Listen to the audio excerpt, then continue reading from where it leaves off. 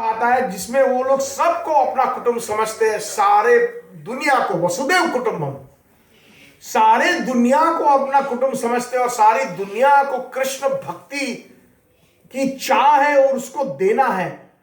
उनकी दुनिया जो है, क्योंकि ये सारी प्रजा है, सारी जितने भी दुनिया के लोग हैं सारे कृष्ण के हैं और वो कृष्ण से अलग नहीं है। ये अलग अलग स्टेजेस है। तो सर्व धर्मान परित्यज्य, ये सारे अलग नाना प्रकार के हमारे जो धर्म है उसको हमको समझना है कि किस चेतना से हमें बदलना है। अब ऐसी भी एक चेतना होती है कि हमारा धर्म हम आते हैं देवी देवताओं की तरफ होता है। तो यहां पर भगवत गीता में कहते हैं कि सर्व धर्मान परित्यज्य, उसका मतलब ये भी आया कि देवी देवताओं की उपासना की भी कोई आवश्यकता नहीं है, अगर आप समझते हो। क्योंकि ईश्वर परम कृष्ण सच्चित आनंद विग्रह अनादिरादि गोविंद सर्व कारण कारणम एतच्चांश कला पुंसा कृष्णस्तु भगवान स्वयं। जाने भी जितने भी देवी देवता हैं वो किसकी उपासना करते हैं? देवों के आदि देव कौन है? महादेव, शंकर जी। तो शंकर जी के हाथ में क्या होता है? हमेशा अगर आप देखते हो तो माला होती है, जाप करते हैं। किसका जाप करते हैं? सोचना चाहिए। शंकर जी सिर्फ दो चीज करते हैं और कुछ नहीं। या तो जब अकेले होते हैं वो जाप करते हैं, या फिर उनकी पत्नी के साथ पार्वती जी के साथ होते हैं, या दूसरे जब देवी देवता आते हैं तो हरि कथा करते हैं। दो ही काम करते हैं। पार्वती जी उनको बहुत अच्छे अच्छे प्रश्न पूछती है, इसलिए रामचरितमानस में तुलसीदास जी लिखते हैं, बहुत अच्छा दोहा है। पूरा दोहा तो मुझे याद नहीं है, लेकिन दोहे का सार ये है कि धन्य धन्य गिरिराज कुमारी पूछत हरि कथा प्रसंगा। धन्य धन्य गिरिराज कुमारी पूछत हरि कथा प्रसंगा। पावन त्रिलोक पावनी सुरसुरी गंगा। हे पार्वती तुम धन्य हो, तुम धन्य हो। किस लिए तुम धन्य हो? कि तुम पूछती हो कि हरि कथा मुझे सुनाओ, नाना प्रकार के प्रश्न पूछती हो कि फिर हरि ने क्या किया। नाना प्रकार की लीला है, चाहे कृष्ण लीला हो या राम की लीला हो या अनेक प्रकार की जो भगवान की नाना लीलाएं हैं उसके बारे में पूछती हो। तो तुम इसीलिए धन्य हो ना। तुम मुझे मेरे लिए रोटियां पकाती हो या मेरे लिए अच्छा कुछ बनाती हो, इसीलिए तुम धन्य नहीं हो। तुम धन्य इसीलिए हो क्योंकि त्रिलोक पावनी गंगा, जब हरि की जो कथा है वो गंगा के समान तीन लोकों को पावन कर देती है। इसीलिए तुम वंदनीय हो, इसीलिए तुम धन्य हो। तो सारे देवी देवता जो है, जो देवी देवता की उपासना करता है और उनको भगवान मानते हैं, तो वो देवी देवता प्रसन्न नहीं होते। सच में वो सोचते हैं कि ये मूर्ख है, तो जानता नहीं है कि मेरा भी मैं जिसकी उपासना करता हूं वो कृष्ण है, वो विष्णु है।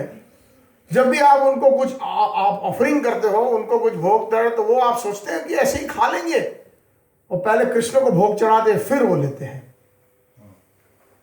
क्योंकि वो भक्त है भगवान के। तो सर्वधर्मान परित्यज्य करते ये भी हुआ कि ये धर्म अगर कोई नाना प्रकार के देवी देवता की उपासना करता है तो कृष्ण कहता है उसको भी आप उसको भी परित्यज्य करो। और कहते हैं, और भी आगे अगर आपको भूया एक और अर्थों में समझाना चाहता हूं, आपके साथ शेयर करना चाहता हूं। हम लोग किस संप्रदाय में हैं? कौन बताएगा? थोड़ा ऊंचा बोले। ब्रह्म गौड़ीय वैष्णव, ब्रह्म मध्व गौड़ीय संप्रदाय। उस दिन मैंने कथा कहीं करी थी, मुझे याद नहीं आ रहा था, लेकिन फिर भी कुछ लोग होंगे वहां नहीं होंगे। ब्रह्म मध्व गौड़ीय संप्रदाय की खासियत क्या है ये बताए कोई एक जन, बताया हाथ ऊंचा करके संक्षेप में। जैसे चार अलग अलग संप्रदाय है वैष्णव की मुख्य, तो ब्रह्म मध्व गौड़ीय संप्रदाय हमारी जो संप्रदाय है, प्रभुपाद जी की जो संप्रदाय जिसमें हम मौजूद है, उसकी खासियत क्या है?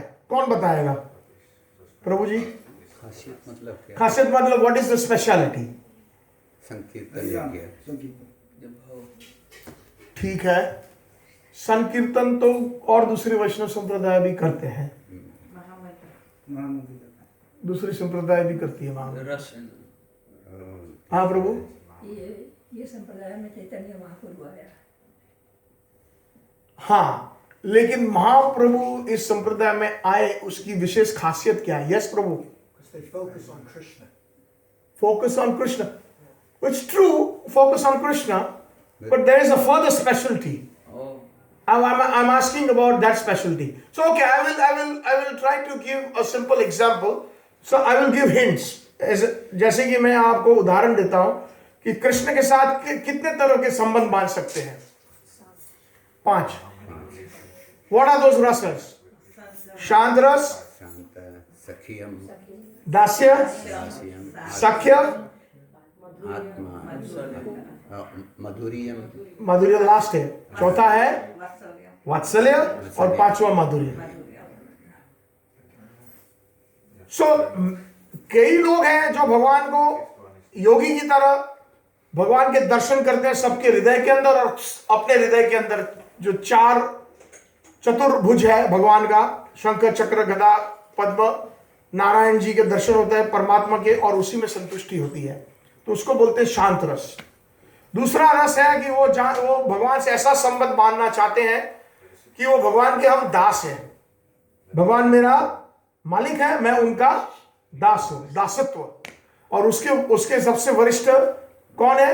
भगवान जी के सबसे बड़े दास सदा रहो रघुपति के दासा, हनुमान जी महाराज.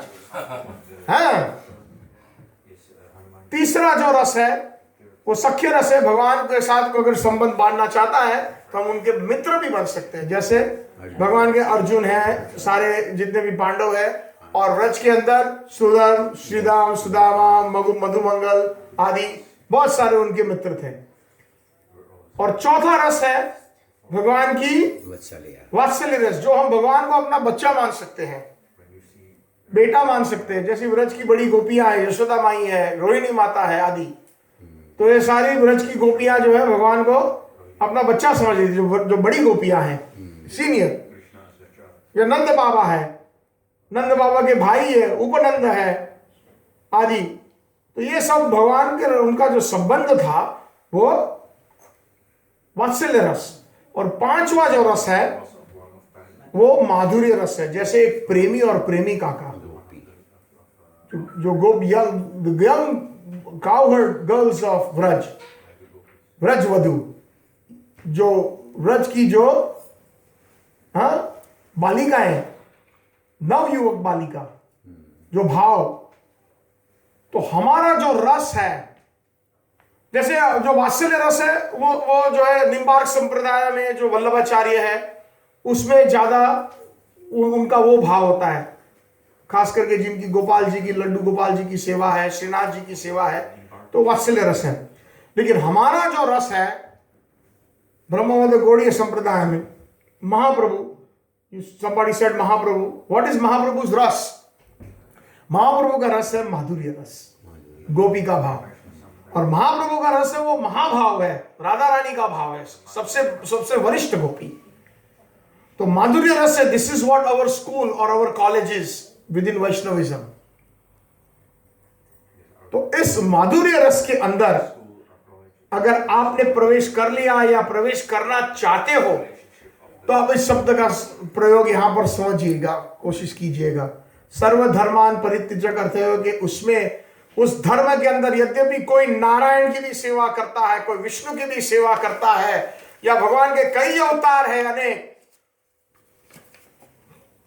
उनको भी परित्यज्य करो. ये बहुत हाई लेवल की बात है. कोई अगर कहेगा ये गलत कह रहा हूं, ये हमारे आचार्यों की कृपा से हमने ये पढ़ा है, सनातन गोस्वामी पाद, रूप गोस्वामी पाद आदि, हमारा रिलेशन सिर्फ ब्रजेंद्र नंदन से है. परसों एम्स्टरडैम मंदिर में वो भजन संध्या थी, तो उन्होंने कोई भजन चुनने को कहा, तो हमने भजाओ रे मन पे फिर उसके ऊपर व्याख्या की थी. तो भजाओ रे मना श्री नंदन. तो गोविंदास जी जो है, जो लेखक है, वो हमारे गौड़ीय संप्रदाय के हैं. तो वो कह रहे हैं कि श्री भजो, किसको भजो? उन्होंने कहा नंदन. और प्रभुपाद जी, अगर आपकी वैष्णव सॉन्ग बुक मैंने यहां कहीं देखी थी अभी, तो उसमें प्रभुपाद जी आप परपोर्ट पढ़ लेना, डच में भी होगा। तो शुरू में ही कहते हैं कि there are many types of Krishna, कई प्रकार के कृष्ण है, but we are only concern with the son of Nand महाराज।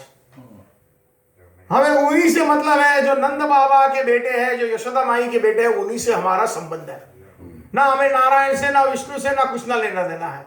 ये बड़े हाई प्रकार की बात बता, पहले हम शुरू से किए, फिर हम धीरे धीरे हाईएस्ट बता रहे हैं। हम जहां तक हमें ज्ञान है हम आपसे शेयर कर रहे हैं। इसका अर्थ ये नहीं हुआ कि अगर आप नारायण को देखो तो हम नारायण की ओर नहीं देखेंगे या हम उनको प्रणाम नहीं करेंगे, नहीं, ये तो गलत होगा। जब हम एक दूसरे को प्रणाम करते हैं तो देवी देवता को भी प्रणाम करना चाहिए, वो भगवान के भक्त हैं। तो नारायण तो स्वयं भगवान है, लेकिन हमारा जो ध्याय है, लक्ष्य है, स्कूल जैसे अगर हम मेडिकल कॉलेज में जाते हैं तो हमारा लक्ष्य है डॉक्टर बनना, फिर हम अगर चर्चा करें इंजीनियरिंग तो ये ठीक नहीं होगा ना, तो ये रस का आभास हो जाएगा है। अगर हम इंजीनियरिंग की बातें करेंगे या हम अगर केमिस्ट्री की बातें करेंगे या अगर हम कारपेंटरी की बातें करें या इलेक्ट्रॉनिक्स की बातें करें तो फिर ना यहां के ना वहां के। तो इसीलिए नारायण भी नहीं और जितने भी, हाँ चलो अभी कोई हमें ये प्रश्न, बीच में हम न्यू वृंदावन अमेरिका में जन्माष्टमी के लिए गए थे तो भागवत का क्लास देने का अवसर मिला था, तो किसी ने हमें बहुत एक अच्छा सुंदर प्रश्न पूछा था कि हमारा लक्ष्य है गौड़ीय संप्रदाय का व्रजेंद्र नंदन कृष्णा, गोपीचंद वल्लभ कृष्णा, माधुर्य रस में कृष्णा, तो हम नरसिंह देव की क्यों उपासना करते हैं? बड़ा अच्छा प्रश्न पूछा था। तो नरसिंह देव की उपासना इसलिए करते हैं कि सबसे पहले नरसिंह देव प्रकट हुए थे किस लिए? प्रहलाद की रक्षा करने के लिए। भक्त वत्सल है वो, तो भक्त चाहता है कि मेरी भी रक्षा करे कृष्णा, क्योंकि दो तरह से, एक तो बहुत सारे हमारे विघ्न होते हैं, निकलते हैं घर से तो कभी ना कभी कुछ हो सकता है हमें, तो नरसिंह देव प्रार्थना करके निकले, तो या किसी यात्रा पे जाते हैं तो नरसिंह देव को हम याद करके उनको उनका प्रणाम करके उनका भजन करके निकलते हैं नरसिंह देव को। तो नरसिंह देव हमारी वो रक्षा कर। दूसरा जो है सर्व भक्ति विघ्न नाशक नरसिंह देव भगवान की जय। तो भक्ति में जो विघ्न आते हैं वो नाश करते हैं नरसिंह देव। स्पेसिफिकली भगवान ने उनका खुद व्रजेंद्र नंदन कृष्ण ने नरसिंह देव रूप में आए भक्ति की रक्षा करने के लिए। तीसरा, व्रज के अंदर जब कृष्ण छोटे थे और यहां वहां जब वन के अंदर जाते थे और कई बार सुनते थे कि कई असुर आ जाए, जब पूतना 3 दिन के थे तब पूतना आई थी, फिर उसके बाद सट्टासुर और कितने बकासुर और अगासुर और कितने सारे राक्षस, तो मां यशोदा प्रार्थना करती थी किसको? विष्णु को, नरसिंह देव को, कि मेरे बेटे की रक्षा करो। देखो भाव देखो। तो यद्यपि अगर हमारा भाव यह है कि मुझे व्रजेंद्र नंदन की भक्ति करनी है और उसमें विघ्न आए, तो हे नरसिंह देव मुझे बचा लो, तो ये भाव परफेक्ट है, ये भाव परफेक्ट है। यद्यपि अगर आप नारायण के दर्शन करते हो तो नारायण को भी प्रणाम करके यही बोलो कि मुझे नारायण आप अच्छे तो लगते हो हाँ वैकुंठ में, लेकिन मुझे तो व्रज की भक्ति अच्छी लगती है, तो आप मुझे आशीर्वाद कीजिए कि मुझे व्रज की भक्ति मिले। तो ये माम एकम शरणम व्रज, ये एकम शरणम व्रज का अर्थ है कि सिर्फ मुझ में व्रजेंद्र नंदन कृष्ण के अंदर उसके शरणागत हो जाओ। शरणागति भी बहुत अच्छी व्याख्या है भक्ति विनोद ठाकुर जी का। अभी अपीयरेंस गया लास्ट वीक है, भक्ति विनोद ठाकुर, उनका अपीयरेंस था ना, उनका आविर्भाव लक्ष्मी को हाँ, दिवाली में। हाँ जी। दिवाली में तो भक्ति विनोद ठाकुर ने बहुत एक अच्छी पुस्तक लिखी है, ग्रंथ लिखा है छोटा सा, लेकिन सारे सॉन्ग्स में, भजनों में शरणागति। तो शरणागति का अर्थ क्या हुआ, कोई बता सकता है? पहले हमने लास्ट ईयर आए थे तब हमने किया था, उसका अर्थ बताया था। शरण के अगत्य। Very nice. Anybody else? I will come to you last. शरणागति का अर्थ बताएं। यस माता निर्मला माता। शरणागति। अच्छा विनेश प्रभु आप बता दो। शरण के अगत्य मतलब You never move from the lotus. Very nice. शरणागति के 2 शब्दों का बना है। शरण यानी भगवान की शरण लेना, शेल्टर। और कैसी शरण? ऐसी वैसी शरण नहीं कि जब चाहे मैं आपको बुला लूं, मुसीबत हो तब मैं शरण लूं और मुसीबत चली जाए तो मैं भाग जाऊं आपसे। मुसीबत हो तो मंदिर के चक्कर ज्यादा लगाओ, भक्तों का संग ज्यादा करो, और जब मुसीबत खत्म हो जाए तो महीनों महीनों तक, सालों तक नजर ना हो। तो वो भी तो शरण है कि मुसीबत में कोई आता है। भगवान कहते हैं भगवत गीता में, आरती अर्थार्थी ज्ञानी जिज्ञासु, 4 तरह के लोग मेरे पास आते हैं। आरती मतलब जो दुखी है वो मेरे पास आते हैं, अर्थार्थी जिसको धन चाहिए वो मेरे पास आते हैं, ज्ञानी है जिसको ज्ञान चाहिए वो मेरे पास आते हैं, और जिज्ञासु जो जिज्ञासु है, इनक्विजिटिव, वो मेरे पास आते हैं। तो उसमें भी कुछ लेवल है सरेंडर का। जब आप किसी के पास जाते हो और कुछ मांगते हो तो आपका कुछ सरेंडर। जब आप नमस्ते कहते हो, ये हमारी भारत की संस्कृति है, वैदिक संस्कृति है। नमः अस्तु, नमः अस्तु मतलब मैं आपसे शरणागत हुआ हूं, मैं आपको अपने आप को अर्पण करता हूं। इसका अर्थ यह हुआ नमः अस्तु, नमस्ते, उसी में से हिंदी में शब्द निकला है, नमो अस्तु में से नमस्ते। तो ये जो हमारी शरणागति है वो शरणागति नहीं है, वो शरण है। लेकिन शरणागति का मतलब शरण प्लस अगति। अगति का मतलब, गति मतलब चलना या जाना, अगति मतलब स्थगित हो जाना। मैं हिलूंगा नहीं आपके चरणों में से, चाहे आप मुझे लात मारो या मुझे आलिंगन करो। जैसे महाप्रभु ने कहा था, अश्लिष्य पादरताम पिनष्टुमाम दर्शनम मर्म हर्तो करो तो यथा तथा वा विधातो लंपटो मत प्राणनाथस्य एव न परा। अर्थात यदि भी आप मुझे स्वीकार करो या ना करो, हे प्रभु, चाहे आप मुझे लात मारो या चाहे मुझे आप आलिंगन करो प्रेम से, फिर भी आप मेरे प्राणनाथ हो, जीवन जीवंतर, जन्मान जन्मांतर। हाँ, इसको कहते मैं घिलने वाला नहीं हूं।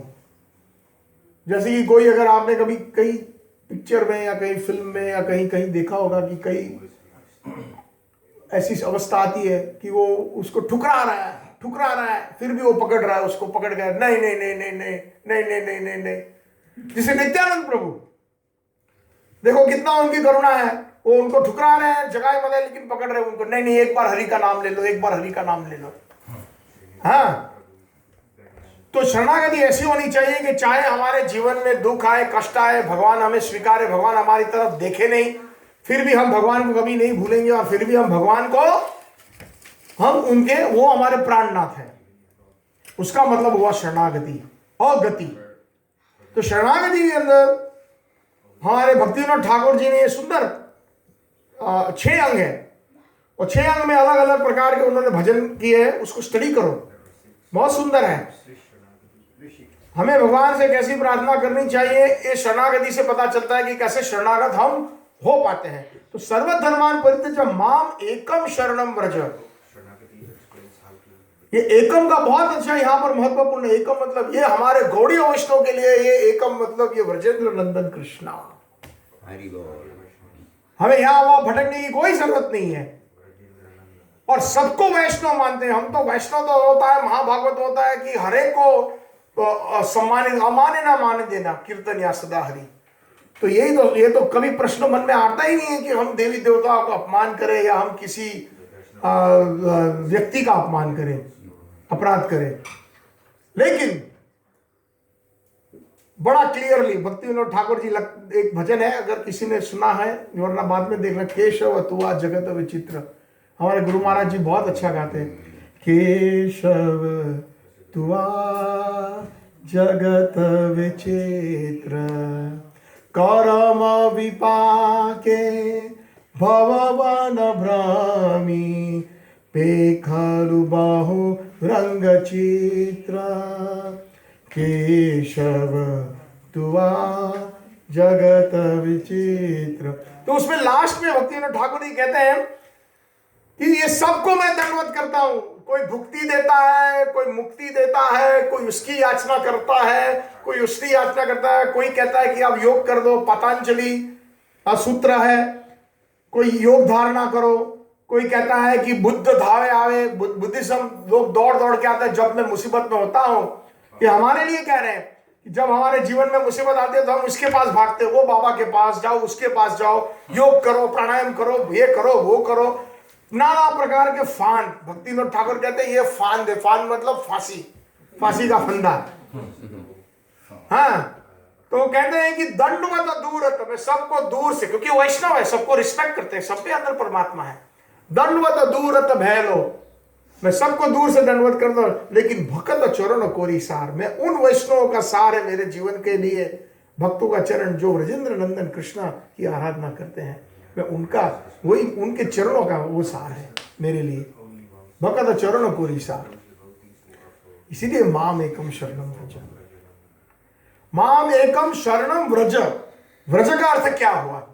यहां पर व्रज का अर्थ बताते हैं बुक के अंदर, कई मतलब एक शब्द का है, कई अर्थ निकलते हैं। व्रज का अर्थ जाना कहीं, व्रज का अर्थ कहीं जाना, लेकिन अगर हम माम एकम शरणम व्रजेंद्र नंदन को करते तो हम कहां जाएंगे? व्रज, गोलोक वृंदावन। ये और कोई अर्थ है, विश्वनाथ चक्रवर्ती पाद आदि बताते हैं इस श्लोक के अंदर बहुत बड़े। तो जब हम ब्रजेंद्र नंदन कृष्ण के शरणागति में जाएंगे और उनके अनुयायी जैसे प्रभुपाद आचार्य आदि उनकी शरणागति में जब आएंगे तो हमें कहां और रेसिडेंस मिलेगा? क्या वैकुंठ में मिलेगा? नहीं। क्या द्वारका में मिलेगा? नहीं। क्या मथुरा में मिलेगा?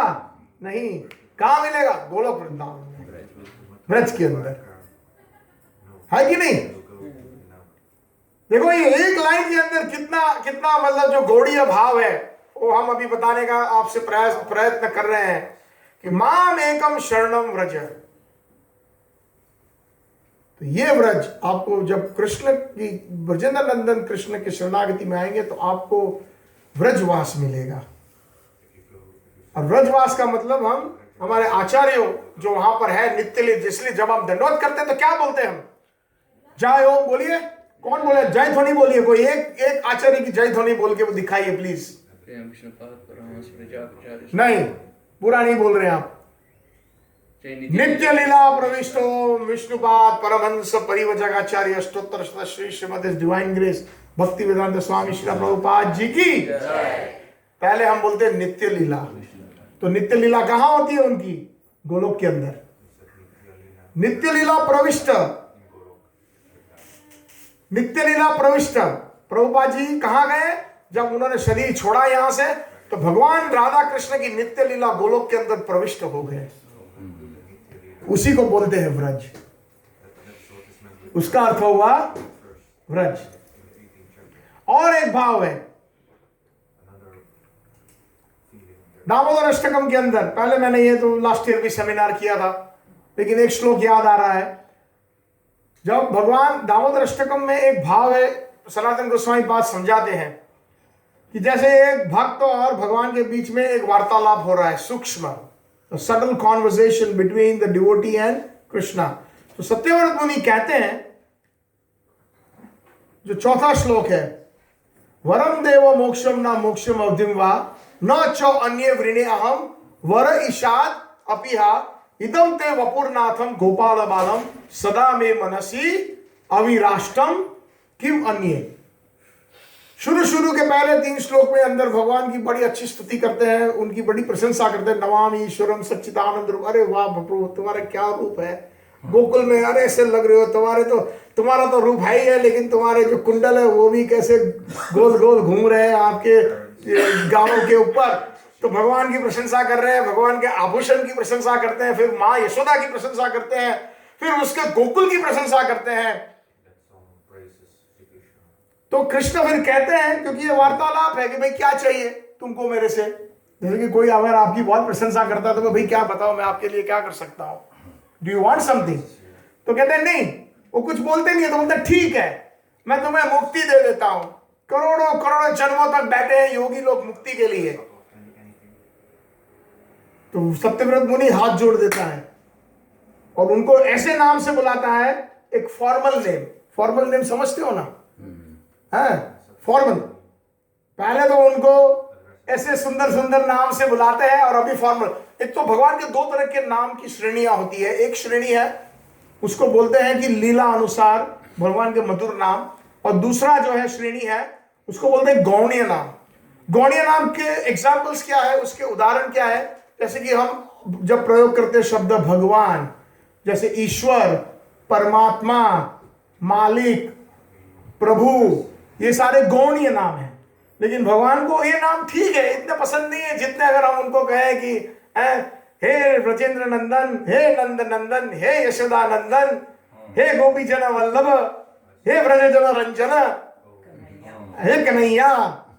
तो ये जो नाम, हे माखन चोर, तो इस नाम जो है ना, भगवान उससे बड़े प्रसन्न, क्योंकि उसमें उनकी लीलाएं जुड़ी हुई, उनके भक्तों के नाम जुड़े हुए हैं, उनके परिवार के नाम। तो ये जानता है, जब आप इस नाम से उनको पुकारते हो ना, तो देखता है ये मेरे परिवार को जानता है, आ जा भैया।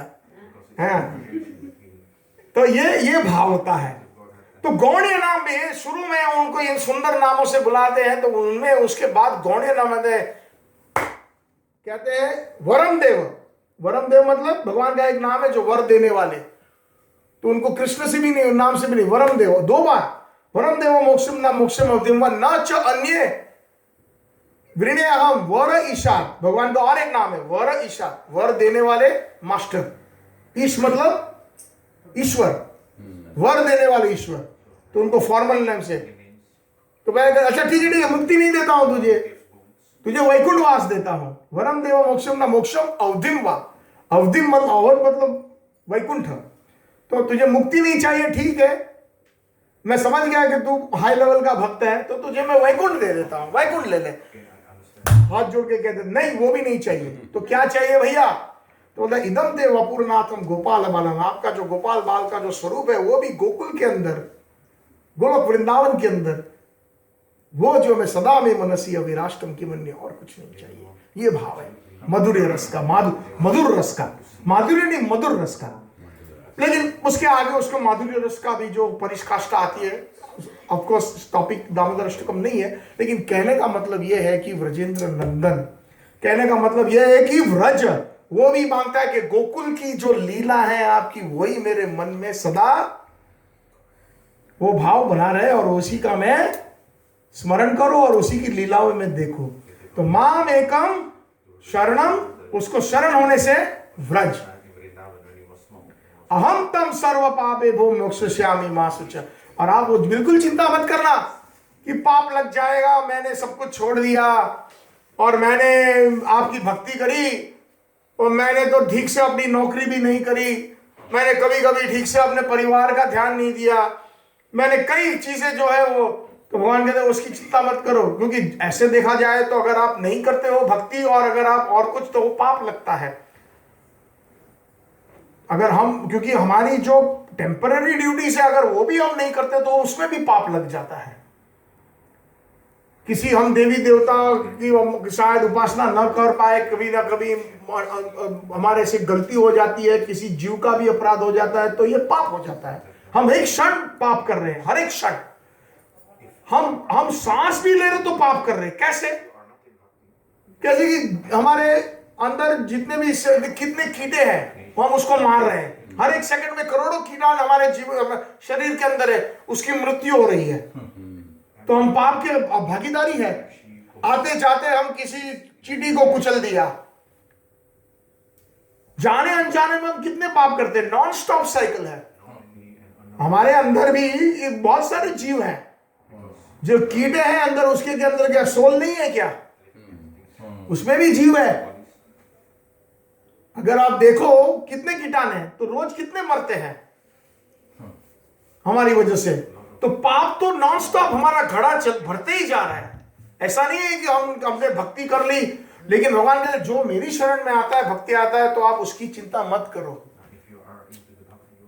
ये 1-2 लाइन याद रख लेना, बहुत सुंदर है अपने जीवन में। अगर आप उसको याद रखोगे तो बहुत है। बोलिए यस्मिन तुष्टे जगत तुष्टा, यस्मिन तुष्टे जगत तुष्टा। कहने का मतलब वो कृष्णा, जब आप संतुष्ट हो तो दूसरों को संतुष्ट करने की कोई आवश्यकता नहीं है। आप ऑटोमेटिकली बाकी सब संतुष्ट, आप संतुष्ट हो। तो जैसे एक एग्जाम्पल है, शास्त्रों में दिया हुआ है, भागवत के अंदर ही ये श्लोक, कि अब यदि भी अगर आप जो है जल देना चाहते हो किसी वृक्ष को, तो कैसे दोगे? सीढ़ी लेकर के एक एक पत्ते पे आप डालोगे हाथ से, या मूल के ऊपर छोड़ दोगे पानी? कैसे दोगे पानी? अगर बहुत बड़े वृक्ष को पानी देना है तो उसके मूल के ऊपर। तो जो कृष्ण सबका मूल है, जन्मादि यस्य, भागवत का पहले 2 शब्द है, वेदांत सूत्र के पहले 2 शब्द है, जन्मादि यस्य, आप ही से सब कुछ उत्पन्न होता है वो कृष्ण। तो अगर यद्यपि अगर हमने कृष्ण को जो मूल को पानी दे दिया तो सब कुछ, जैसे प्रभुपाद जी बहुत अच्छा एग्जाम्पल देते हैं, ये शरीर तंदुरुस्त कैसे रहता है? पोषण से, खाना खाने से। तो जब हम खाना खाते हैं तो हाथ से हम रोटी, सब्जी, भात आदि लेते हैं और हम मुख में रखते हैं।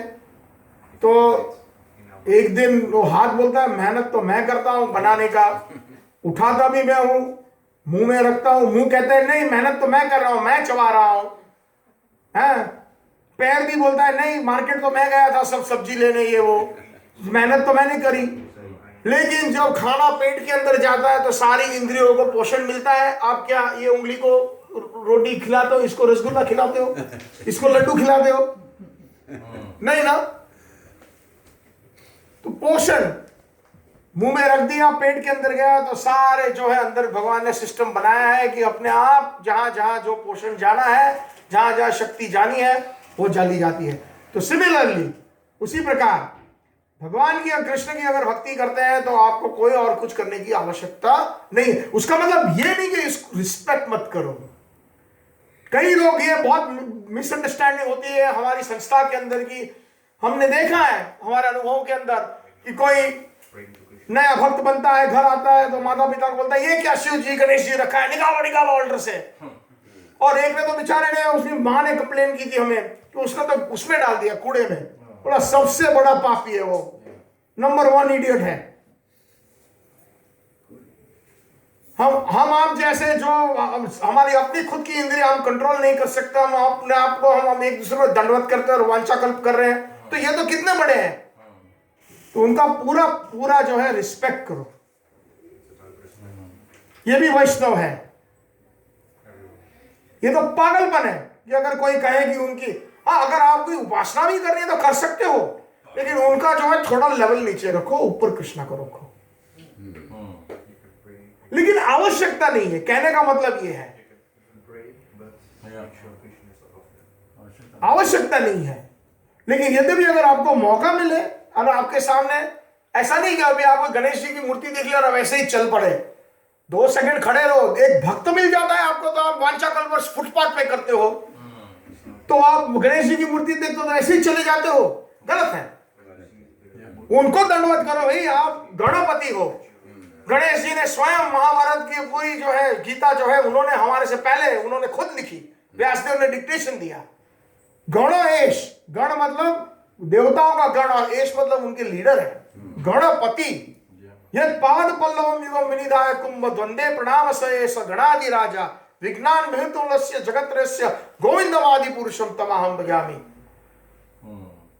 गणेश जी को पावर दिया है कृष्ण ने कि जितने भी विघ्न है भौतिक वो निकाल सकते हैं। तो कहने का मतलब पागल नहीं बनना है कृष्ण भगवान, लेकिन बाकी उनके भक्त भी है। हम सिर्फ अकेले इतने इस्कॉन के भक्त नहीं है, और भी भक्त है। तो जब हम सब भक्तों का दिल जीतेंगे तब हमें कृष्ण का आशीर्वाद मिलेगा, तब कृष्ण संतुष्ट होंगे। लेकिन कभी भी गलती से उनको भगवान नहीं समझना है, यहां पर अपराध हो जाता है। ये नाम अपराध है। हरे कृष्ण। तो सर्वधर्मान परित्यज्य माम एकम शरणम व्रज अहम तम सर्व पापेभ्यो। जितने भी सारे पाप है अगर आप कर रहे हो उसकी चिंता मत करो, वो मेरे ऊपर है। इसीलिए हम प्रसादम की व्याख्या क्या है? सिर्फ भगवान की संतुष्टि तो उनके लिए तो है, लेकिन जब हम प्रसाद ग्रहण करते हैं तो प्रसाद ग्रहण करते हैं तो उसमें जितने भी कर्म है, कार्मिक रिएक्शन, वो सारे निकल जाते हैं। भगवान कहते हैं कि अगर मुझे ऑफर किए बिना आप खाते हो, यज्ञ शिष्ट न संतो मुच्चन्ति सर्वकील विषय ते तो अघम पापम पाचन्ति आत्म कारणा। मुझे अगर ऑफर किए बिना अगर आप कुछ भी खाते हो तो वो तो बहुत अघम पाप है, घोर पाप है।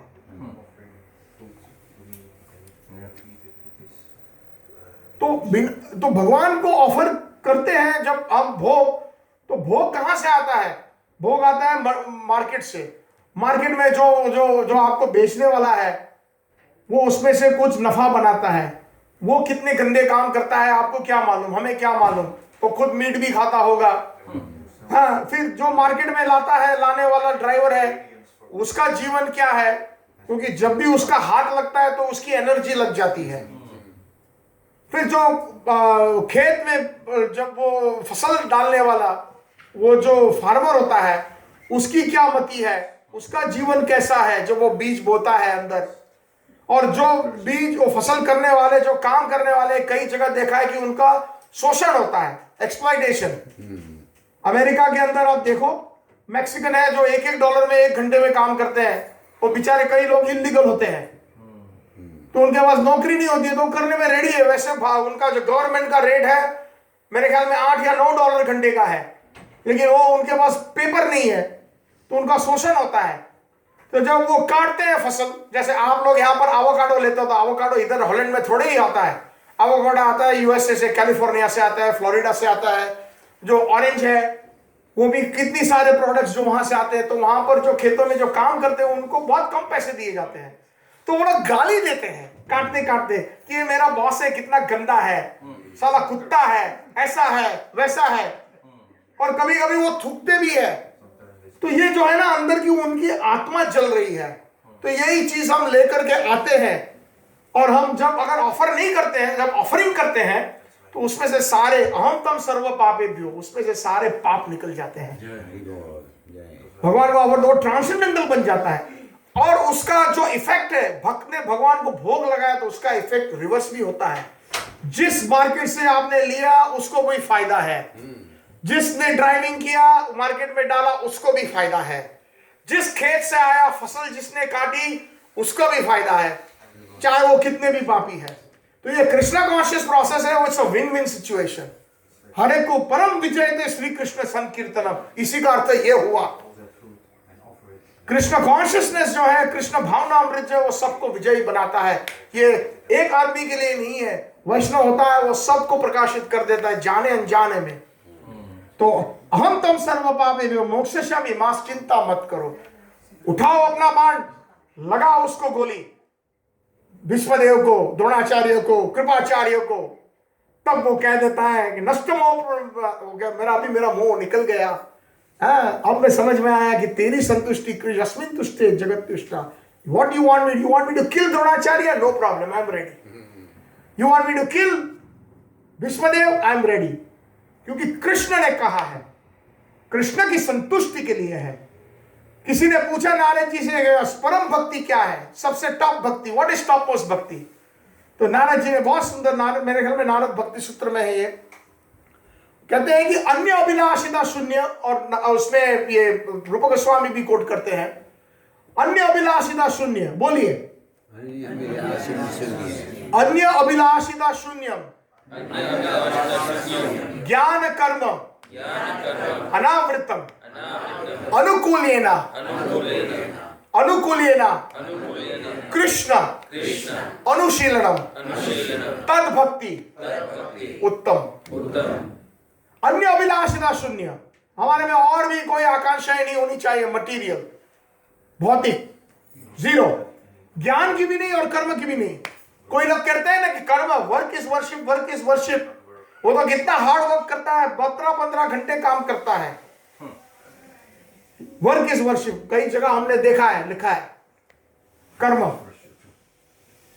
अर्जुन ने जब युद्ध किया, वो कर्म के योग के ऊपर नहीं किया था, ज्ञान योग के ऊपर नहीं किया था, भक्ति योग के ऊपर किया था, क्योंकि उसने शरणागत होकर के, क्योंकि कृष्ण अनुकूलेन कृष्ण अनुशीलनम, कृष्ण की जो इच्छा थी, कृष्ण को प्लीज करने के लिए उसने किया। उसने, भगवान ने तो कह दिया कि देखो, तुम अगर ये युद्ध नहीं करना चाहते तो कोई बात नहीं, मैंने तो इनको ऑलरेडी मार दिया है, अब तुम निमित्त बनना चाहते हो कि नहीं बनना चाहते हो, तुम्हारे ऊपर है।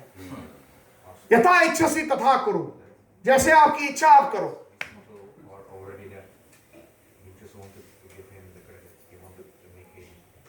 तो अर्जुन ने जब ये समझ लिया कि मेरे भगवान, मेरे कृष्ण की ये इच्छा है, मेरे मित्र की ये इच्छा है, फिर उसने देखा कि मुझे कोई परवाह नहीं है, चाहे मुझे नरक में भी जाना पड़े। यह भक्त का भाव है। एक बार भक्ति द्वारका में जब भगवान सोते थे, द्वारकाधीश तो बहुत रोते थे कभी रात को, और राधा राधा गोपियों के नाम लेते थे, अपने मैया का नाम यशोदा मैया, नंद बाबा, और खूब रोते थे। उनका जो है तकिया गीला हो जाता था। रुक्मिणी जी के जो साड़ी को कभी पल्लू को खींच के राधा राधा करते थे, तो रुक्मिणी जी को बड़ी चिंता होती थी और अन्य रानियों को भी कि ये क्या, ये वृंदावन की बातें करते, गोपियों का नाम लेते हैं, क्या हमारी सेवा, क्या हम इतनी अच्छी सेवा नहीं करते, क्या हम इतने रूपवती नहीं है, हमारे में इतना रूप नहीं है, हमारे में इतने अच्छे गुण नहीं है, क्या बात है वृंदावन की, वृंदावन में ऐसी व्रज की ऐसी कौन सी बड़ी बात है। तो नारद जी आए तो उनको ये भगवान ने समझ लिया कि ये, to make a long story short, ये लीला, तो उनको ये समझाने के लिए व्रज क्या है। तो एक दिन भगवान ने ऐसा अपने आप के ऊपर एक रोग ले लिया, जैसे कि उनको बहुत पीड़ा हो रही है, बहुत कठिनाई पेट के अंदर। तो सारे वैद्यों को बुलाए, अच्छे अच्छे डॉक्टरों को, कुछ नहीं हो रहा था और भगवान बड़ी पीड़ा में थे। फिर नारद जी आए, तो नारद जी ने बोला कि क्या हुआ मेरे भगवान को। बोलता ये इतना पेट में बहुत दर्द है, तो क्या हुआ, द्वारका में तो इतने बड़े बड़े डॉक्टर है, वो कविराज है, वैद्य है आयुर्वेदिक। तो बोला सब प्रयास किया, नहीं हुआ, कुछ नहीं हो रहा है। ओ, तो नारद जी समझ गए कि इसमें भी भगवान की कोई लीला है। तो फिर उन्होंने कहा कि ऐसा कहा रानियों को, द्वारका की रानियों को, ऐसा करो उन्हीं को पूछ लो उनका क्या उपाय है। तो भगवान ने जब पूछा कि आप ही बताओ क्या उपाय है, तो भगवान ने कहा कि ऐसा करो, मेरा एक ही उपाय लग रहा है कि आप लोग भक्त लोग हो मेरे, आपकी चरण की जो रज है, धूली है, वो मुझे दे दो, पानी में मिला के वो पी लूंगा तो मेरा दर्द खत्म हो जाएगा।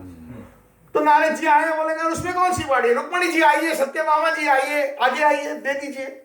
तो ना ना ना ना ना, सब लोग पीछे हट गए। ये कैसे हो सकता है, ये तो मेरे स्वामी हैं, हम उनकी चरण की धूल लेते हुए, हम थोड़े ही हमारे चरण की धूल उनको देंगे। तो जब उन्होंने, सब लोगों ने मना कर दिया, तब द्वारकाधीश भगवान ने कहा कि जाइए आप व्रज जाइए और वहां पर बोलिए। तो नारद जी उड़ के गए, तुरंत व्रज पहुंच गए। जैसे ही व्रज पहुंचे तो वो सारी गोपियां गोप बाल सब बहुत खुश हो गए, क्योंकि जानते हैं जब नारद जी आए तब कभी ना कभी ठाकुर जी के समाचार लाते हैं।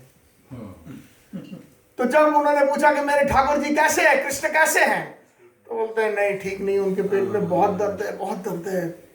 तो उसमें जो आधे से ज्यादा तो वही मूर्छित हो गए बात सुन करके, दे ऑल फेंटेड। तो मेरे कृष्ण को इतना पीड़ा हो रहा है। तो कैसे भी खड़ के वो लोग जब खड़े हुए तो बोलते कि उसको इतना, तो हम तो सुना है तो द्वारका में बहुत बड़ा शहर है, जैसे कोई बड़े शहर के अंदर बड़े हॉस्पिटल, बड़े डॉक्टर होते हैं, बोलते कुछ उपाय नहीं होगा। उसका उपाय एक ही है कि आप लोग में से आपकी पैर की जो धूली है, रज है, वो दे दो। तो उसमें कौन सी बड़ी बात है, ले लो नारद जी। तो वो लोग सब निकाल के अपनी झोली में दे रहे थे। नारद जी बोल रहे, अरे तुमको चिंता नहीं है, ये भगवान है, तुम लोग नरक में जा सकते हो। बोलता वो मेरे कृष्ण के अगर पेट का दर्द खत्म हो जाता है तो हम करोड़ों साल नरक में जाने के लिए तैयार हैं। ये भाव है व्रज का, ये भाव है व्रज का।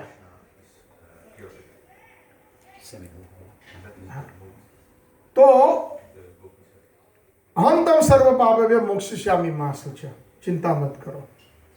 तो भगवान कृष्ण की इसलिए प्रभुपाद जी ने इस संस्था को बनाया है, हमें राधा कृष्ण की सेवा में लगाने के लिए। ब्रजेंद्र जो माधुर्य रस है उसका हमें कभी ना कभी अनुभव होगा, लेकिन पहले हम वैदिक भक्त हैं। वैदिक भक्त का मतलब हमें ठीक तरह से 4 नियमों का पालन करना है। कोई तरह से मीट नहीं खाना, मांस नहीं खाना, मदिरापान नहीं करना, जुआ नहीं खेलना और कोई भी अवैवाहिक संबंध नहीं रखना चाहिए। और हरे कृष्णा कृष्णा कृष्णा हरे हरे, हरे राम राम राम हरे हरे, इसका जाप करना चाहिए।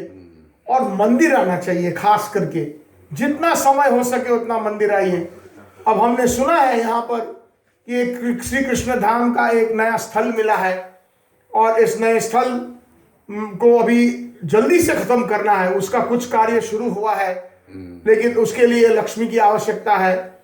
तो मेरा ये पर्सनली ये निवेदन है कि हमारे ये जो भी योगदान करेगा वो प्रभुपाद जी की सहायता करता है, ये ना किसी निजी व्यक्ति की है सहायता। ना किसी कोई कोई जो मतलब कई बार कोई लोग ऐसा सोच लेते हैं कि ये मंदिर चलाता है, वो मंदिर चलाता है, तो ये सब उसकी सहायता करते हैं, उसका नाम होगा। नहीं, नहीं, नाम होगा हमारे प्रभुपाद जी का, नाम होगा हमारे राधा कृष्ण जी का, हमारे निताई गौर सुंदर जी का। तो ये सहयोग अगर हम करें, पृथ्वी से नगर आदि ग्राम सर्वत्र होइबे मोरा नाम प्रचार, ये महाप्रभु की वाणी है कि हर एक शहर हर एक नगर में मेरा नाम का प्रचार होगा। तो क्या हम निमित्त बनना चाहते हैं? जैसे अर्जुन को कहा भगवान ने, क्या आप निमित्त बनना चाहते हो? इन सबको मैंने उड़ा दिया है पहले से ही। तो क्या आप निमित्त बनना चाहते हो? इस आपका अपना शहर है ये देन हाग। ये बात तो जरूरी है कि इतना बड़ा नेदरलैंड्स है। मैं कई साल से आता हूं यहां पर और मैं देखता हूं कि बड़े बड़े शहरों में हमारे जैसे लंदन है और कई जैसे अमेरिका में भी कितने बड़े बड़े मंदिर हैं हिंदुओं के। तो यहां पर क्यों नहीं बन सकता? और ऐसा नहीं है कि पैसा नहीं है, लक्ष्मी है, लक्ष्मी सबके पास है। जो भी थोड़ा बहुत, किसी के पास फूल है, किसी के पास बगीचा है, किसी के पास फूल है या किसी के पास फूल का पत्ता है, अपने अपने योगदान अपने अपने यथामति और यथाशक्ति कर सकते हो। ये कितना कितना वाले देखो, स्वामीनारायण वाले करते हैं मंदिर। मैंने तो मतलब कई बार मैं अपने कुछ मित्रों को इसका